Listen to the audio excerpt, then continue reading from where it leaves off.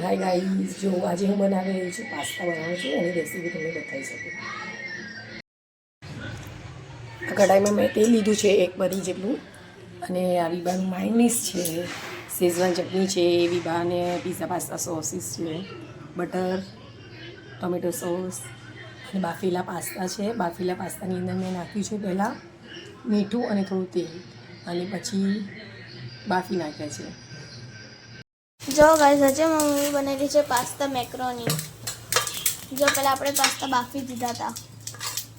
શું નાખ્યું? મીઠું ને તેલ નાખ્યું. હાય ગાઈઝ, જય શ્રી કૃષ્ણ બધા દર્શક મિત્રોને. જો આજે હું બનાવી છું પાસ્તા. અને બધા ગાઈસને હેપી દિવાળી. હા, હેપી દિવાળી ગાઈઝ તમે પણ બધાને. જો આપણા પાસ્તા હવે તેલ જેને એડ કર્યું છે તેલમાં એડ કરી દીધું.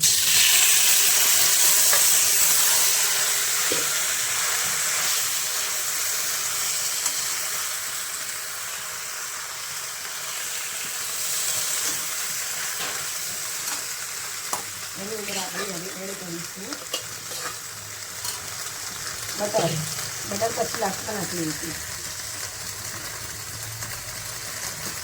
હવે નાખશું પીઝા પાસ્તા સોસ. જો આનું બોક્સિંગ પણ નાખી દીધું આપણે.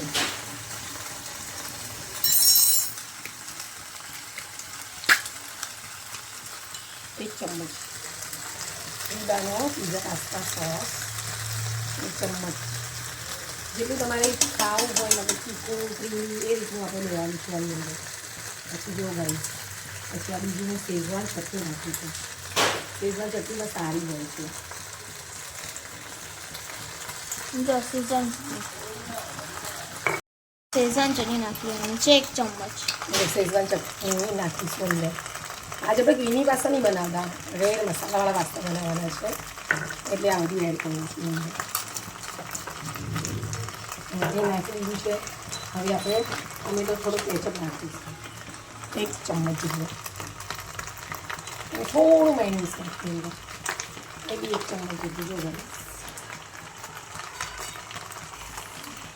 1 ચમચ માયો.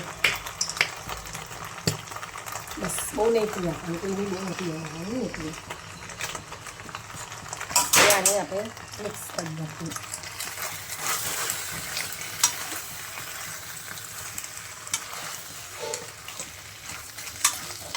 આ પાસ્તાની ક્વોન્ટિટી 3-4 જણા ખાઈ શકીએ એટલી છે, 4 થી 5 જણા. જો ગાઈસ, તમે જોઈ શકશો કેવા છે આપણે મારા પાસ્તા.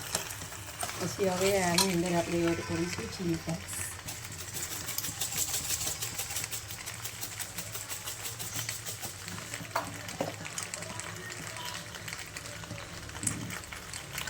ઓરેગાનો છે. અને હવે આપણે અંદર એડ કરવાના છે બટર.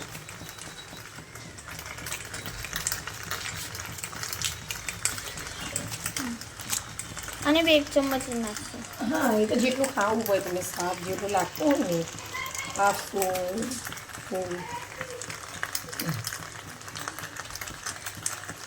જો ગાઈસ, હવે આપણે એડ કરી દીધું છે આની અંદર બટર.